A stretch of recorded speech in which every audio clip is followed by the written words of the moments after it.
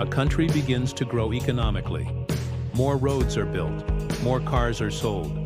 Families have televisions, smartphones, and vacation abroad. Everything seems to be getting better. But when you ask people if they're actually happier, the answer is surprising. Not as much as you might expect. This contradiction is what's known as the Easterlin Paradox. And today we're going to delve into it, because it's not just an economic concept, it's a window into what it really means to be happy in the modern world. The origin of the paradox. It was 1974. Richard Easterlin, an American economist, was studying data from several countries. What he discovered was disconcerting. Within a single country, richer people reported being happier than poorer people. That made sense. But when I compared entire countries, something strange emerged. Nations with higher incomes didn't necessarily have higher levels of happiness. And most surprisingly, even within a single country, as the decades passed and the economy grew, the average happiness of the population did not increase at the same rate. It was as if money, after a certain point, lost its power to make us happier. Everyday example. Think about your own life. Maybe you remember when you received your first paycheck. It was probably an exciting time.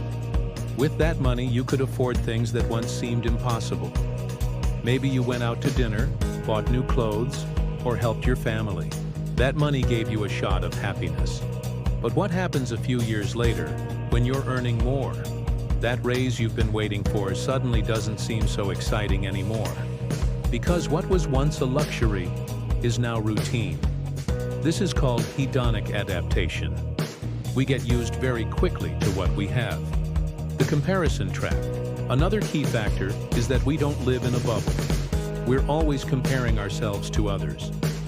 For example, if you earn 2,000 euros a month, you might feel good until you find out your neighbor earns 3,000. Or if you get a new car, the excitement lasts until you see someone else have a better one.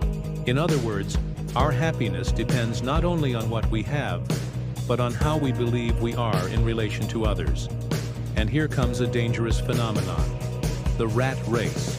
We work harder, we earn more, but there will always be someone who has more than us. Global examples. Japan is a famous case in point. After World War II, the country experienced spectacular economic growth. It went from poverty to becoming a world power. But when researchers analyzed Japanese happiness levels between the 1950s and 1980s, they discovered something curious. They hadn't increased in proportion to economic growth. The same thing happened in the United States. Since the 1950s, real median household income has grown significantly. However, surveys show that happiness levels have remained almost flat. So money doesn't matter? Of course it matters. No one can deny that money can alleviate real problems. Paying bills, accessing health care, and ensuring food security. For those with very little, every extra euro makes a huge difference in well-being. But beyond a certain income level, when basic needs are met, the relationship becomes much weaker. Buying a second television doesn't bring the same leap in happiness as buying the first. The paradox today, in 2025. The Easterlin Paradox is still valid, but today we have new ingredients. Social media has amplified the comparison effect. Before, you only compared yourself to your neighbor. Now you compare yourself to celebrities, influencers, and millionaires you see on Instagram. Even if your living conditions objectively improve, you may feel that it is not enough because there is always someone showing more luxury than you.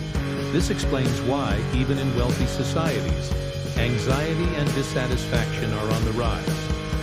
What really makes us happy? Studies in positive psychology give us some clues. Social relationships, having close friends and strong family. Purpose, feeling that what you do has meaning. Free time, having control over your time rather than your salary. Experiences over objects.